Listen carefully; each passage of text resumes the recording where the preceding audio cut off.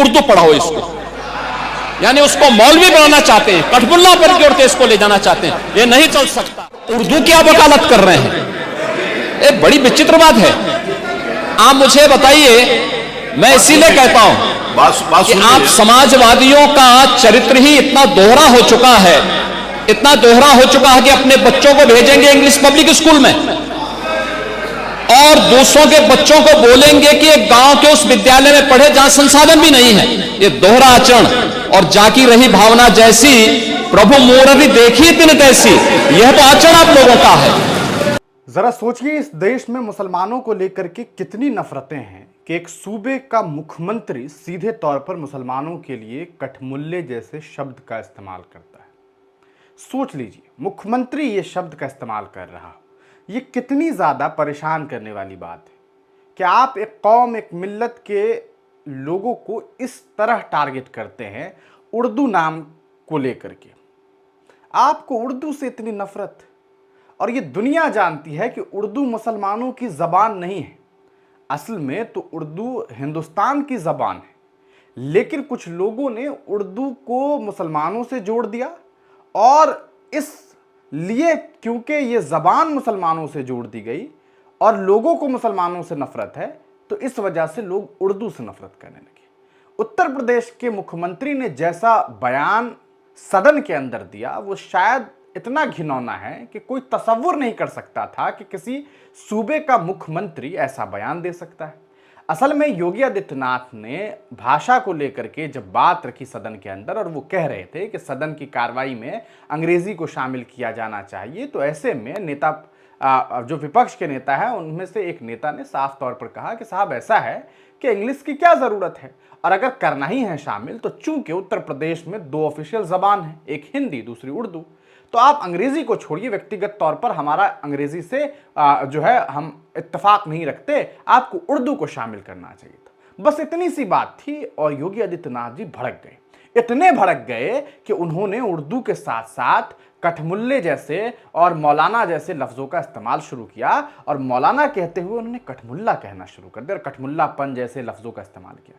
ये सोच करके अजीब लगता है कि क्या वाकईतन कोई मुख्यमंत्री ऐसी बात कर सकता हो जिस राज्य में, जिस मुल्क में मुसलमानों की अच्छी खासी आबादी हो, और ये मुल्क, इस मुल्क की तो खूबसूरती, यहाँ की ज़बान, यहाँ की संस्कृति, यहाँ की डाइवर्सिटी रही है, लेकिन जानबूझ करके एक कौम, एक मिल्लत को इस तरह से टारगेट करना कैसे मुनासिब हो सकता है।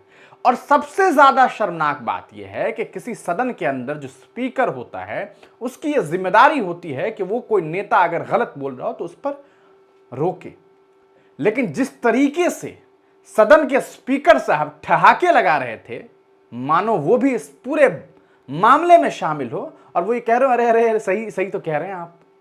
जरा हम आपको वो सीन दिखाना चाहेंगे और उसके बाद हम आपको वो वीडियो पूरा सुनाएंगे, योगी जी क्या कुछ कह रहे हैं, लेकिन हम आपको वो दिखाना चाहते हैं। देखिए, जब योगी जी बात कर रहे थे और इन्होंने कठमुल्लापन और इस तरह के शब्द का इस्तेमाल किया, देखिए ये है स्पीकर साहब, ठीक है, मतलब कैसे ठहाके लगा के हंस रहे हैं। मतलब इससे ज्यादा शर्मनाक शायद ही कोई चीज हो सकती थी, शायद ही कोई चीज हो सकती थी जिस तरीके से इन्होंने ठहाके लगाए। आप खुद सुनिए क्या कुछ कह रहे योगी जी। उत्तर प्रदेश कि विभिन्न बोलियों को, भोजपुरी, अवधी, ब्रज और बुंदेलखंडी को इस सदन में सम्मान मिल रहा है, और हमारी सरकार तो इन सब के लिए एक एकेडमी का भी गठन, अलग अलग एकेडमी के गठन की कार्रवाई को भी आगे बढ़ा रही है।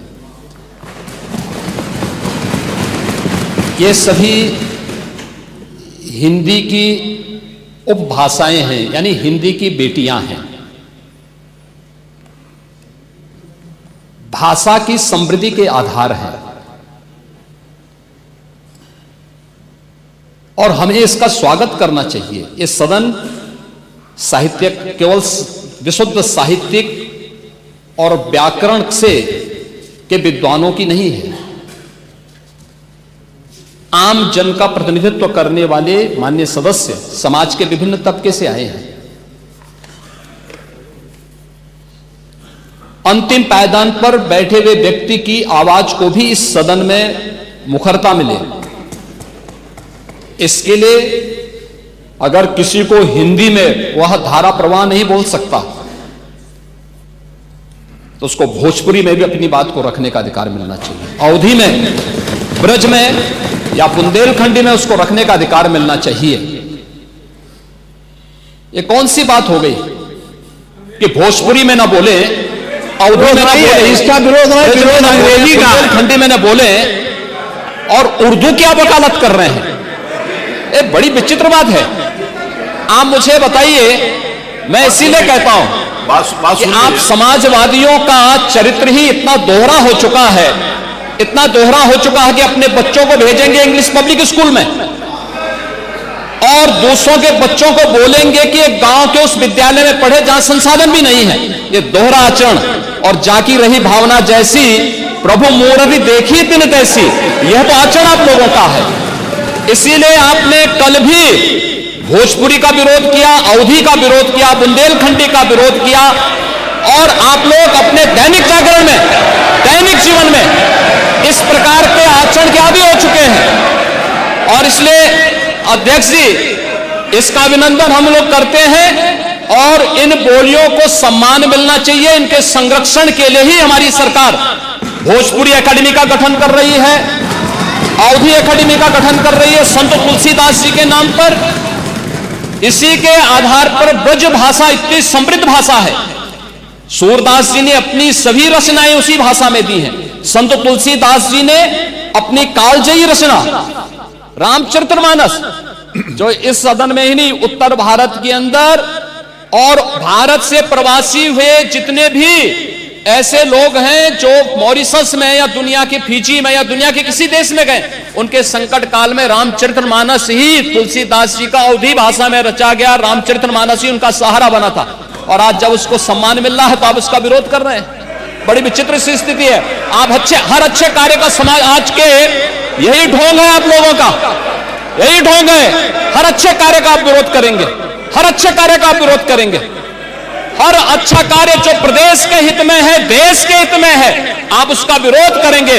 और मुझे लगता है इस प्रकार के विरोध की निंदा होनी चाहिए और हम इसका समर्थन करते हैं जो उत्तर प्रदेश की बोलियों को सम्मान मिल रहा है। मैं आपका धन्यवाद करूंगा और विधानसभा सचिवालय को इस बात के लिए धन्यवाद दूंगा।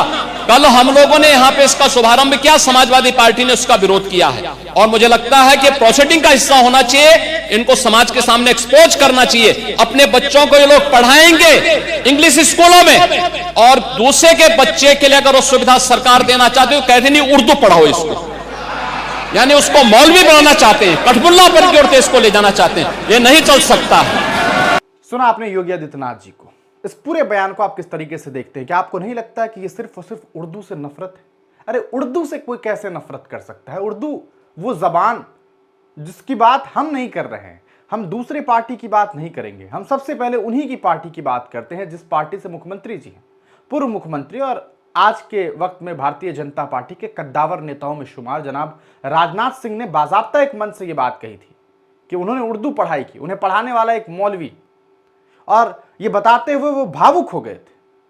लेकिन क्या योगी जी उन्हें भी कठमुल्ला कहना चाहते हैं?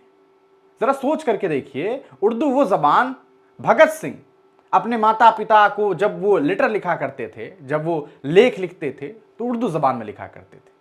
उस उर्दू से इतनी नफरत। महात्मा गांधी लिखा करते थे उर्दू, पढ़ा करते थे उर्दू। और न जाने कितने बड़े बड़े लीडर हैं, बीजेपी के लीडर हैं, आरएसएस विचारधारा के लीडर हैं, उन्होंने उर्दू में लिखा। लेकिन नफरत है कि जाति नहीं है, मुसलमानों को बस किसी तरीके से टारगेट करना है।